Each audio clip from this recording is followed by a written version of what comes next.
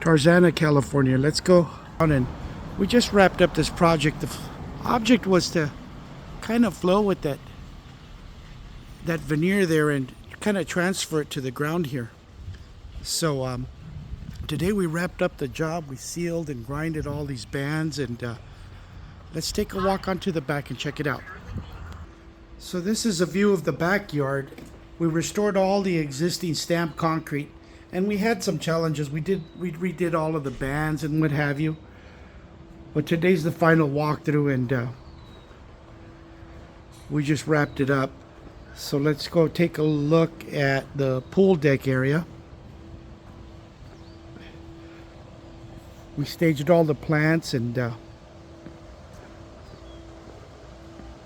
finished it up. So this is the final product, and we also did some concrete countertops up here, restored and what have you. So today's the big day. We wrapped it up, and Mary, the owner, how are you, Mary? Good, thank you. So Mary, what do you think of our work? Well, Mike, he did a fantastic job of our backyard. As you see, it's really beautiful. He's very professional. He was always on time, and he finished everything on a timely manner.